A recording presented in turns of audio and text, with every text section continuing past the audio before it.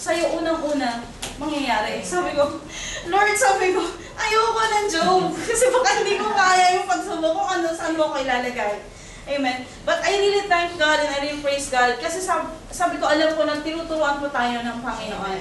Amen. Sa lahat po ng mga pagsubok natin, si Papa Ernie po, hindi po lingid sa atin yung pagsubok niya. Amen. But really, he offered his life to God and God restored him perfectly. Amen. At hindi lang po siya, maraming po dito sa atin. Amen. So sabi niya nga, it's because Job, bakit niya nasabi ni Job? Ito po yung sinabi.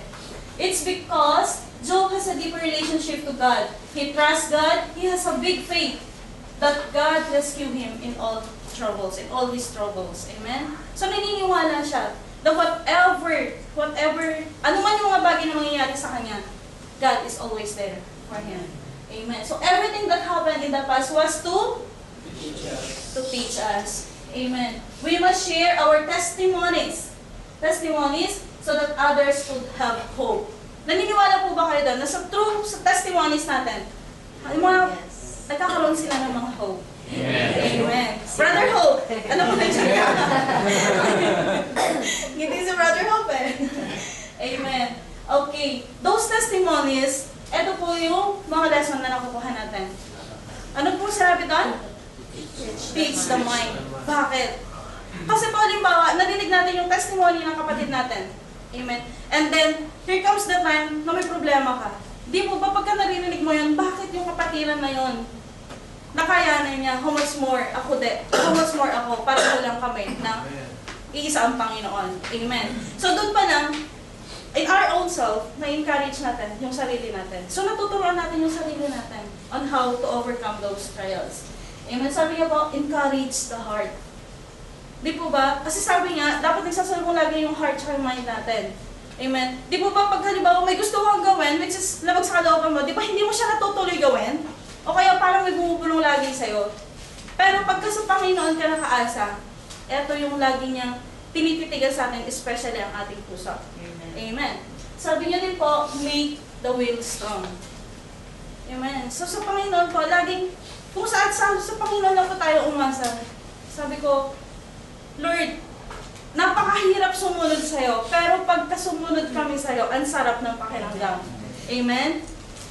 Sino po yung nakaranas dito nung parang wala ka sa kawalan?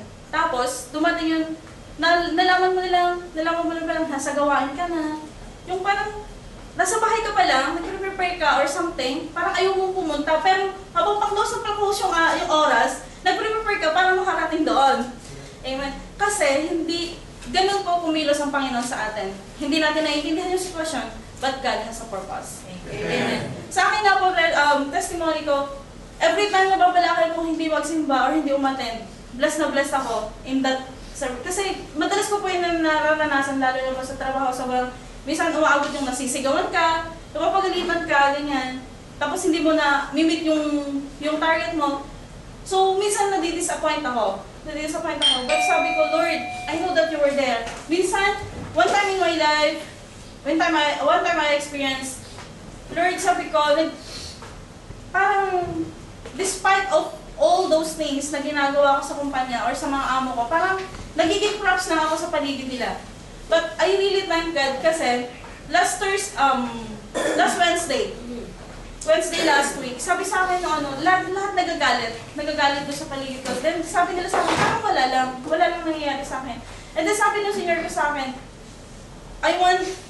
this is for the Lord only. Sabi niya, I want the attitude of Desiree, sabi niya sa akin. In all his surroundings, sabi niya, busy na, nagkakraming na lahat-lahat. Siya nakikita mo, naka-skill pa rin siya, ginagawa niya yung trabaho niya. Sabi ko kasi sa sarili ko, Lord, kung makikigulo pa ako sa kanila, kung papakita ko pa sa kanila na ako din kinakabahan, di lalo nang wala nangyari. So, in that moment pala, I'm interceding at that moment. In that moment pala, si Lord gumagawa niya ng paraan. Amen, paano mag-calm yung department namin. Kasi talagang, ang hirap mabilong, mag-isa ka lang na wala kang kalahi sa mga iba't ibang lahi sa paligid mo. Amen. So, alam naman po natin yung status natin sa kanila, but we're so blessed. Kasi tayo po yung nagdadala ng testimony para sa kanila. Amen. So, wag po tayong ma-discourage kung tayo po ay mababa yung sahod na nandun, or yung nakikita natin yung sitwasyon na bakit sila ganun yung sahod, bakit sila walang ginagawa, bakit ako ganito, kailangan po natin mawala yun sa isipan natin. Kailangan po natin burahin yun. Kasi wala mas makapangyarihan sa mga bagay na yun na hindi kayang ibigay ng ating Panginoon. Amen. Amen. So sabi niyo po, ngayong gabi, ito po yung title natin. A testimony that inspires us. Amen. So ito po yung Amen. So I really thank God. So ano po na lahat tayo buhay ngayong gabi dahil po mga testimony natin na mark sa puso natin. Amen. Amen. Huwag po kayo mag-alala, malapit na matapos. Kasi na-testimony na lahat yung lesson natin ngayong gabi. Amen. A testimony that inspires us. Sa title na lang po, pwede ko nang patayin ngayon yung lesson natin, di po ba? Kasi tayo mismo, buhay na patotoo sa Panginoon. Amen. So sabi nga, testimony that inspires us. Ito po yung gustong iparating ni Job sa atin. Amen. The life of Job is a letter to us as a Christian. Amen. Letter po sa kanya. Yung testimony, yung buhay niya, nangyari sa buhay niya, is a real testimony sa atin. Amen. And this testimony was written in the Bible. Amen. And this testimony and this letter has a for assure. May mga tools siya na tinuturo sa atin. At ito po yung unang sabi ni Job, ito po yung unang pagka-describe sa book ni Job. Job's greatest desire for us is to know that he had a Redeemer. Amen? Who would vindicate him until the end. Sino naniniwala that the God of Job before is the same as today? Amen? Palakpak po sa Panginoon.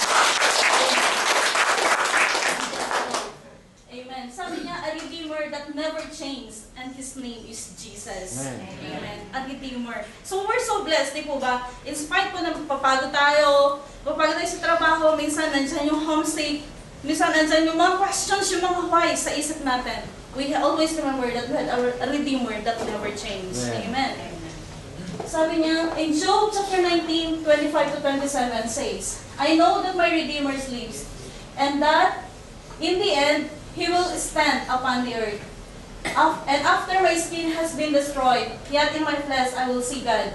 I myself will see Him with my own eyes, I, and not another, how my heart yearns within me. Amen. So dito na lang po, parang kinukot yung buhay ni Job, ikwento niya lang sa atin, and this is yung message niya para sa atin. Na-imagine niyo po ba kung paano buong nagtitiwala si Job sa Panginoon? Amen. So sana po, I pray that all of us will have a desire to follow the life of Job. Kasi dito sa buhay natin, sabi nga, a life is not a design to be perfect. Amen. But God is always perfect in our lives. Amen. So sabi niya nga po sa Romans 8:28, sino po nakakalam? For those who love God and Amen. Who has called to His purpose. So sabi ko nga, Lord, minsan kasi nabibless ako sa mga kapatiran na napaka-active sa gawain. Sabi ko, Lord, sana ganun din ako. O kaya, yung mga nagpipreach na napaka-anointed, sabi ko, Lord, I want to be like them. Sabi ko, tapos sabi ko, gusto ko din inahangaan ko din yung mga marunong kumanta na nakakapag-preach. Sabi ko, Lord, paano ko yung gagawin? This is ang busy-busy sa trabaho. But yung mga sana natin is walang imposible sa Panginoon. And, ang mga sana sa prayers, kailangan na pumawala. Amen. I-claim po natin lagi that that's prayer, that desire in our hearts, ay lagi pong yes sa Panginoon. Amen. Sabi nga po sa Psalms 37 verse 4, delight yourself in the Lord and He will give all the desires of your heart. Amen. So, sabi nga po, the for assurance of Job letter. Amen. Redeemer, eto po. Sa Redeemer lang po tayo focus. Redeemer in Hebrew, it is the word Goel, which literally means a kinsman redeemer. Amen. Ang kinsman, kung kinsman redeemer po, sino po dito ano po yung saktong term dun sa gusto ko, halimbawa ako, gusto ko mangutang, pero, dito na lang, gusto ko mangutang, pero hindi kaya ng sahod ko. Yung nagiging tulay para makautang ako, ano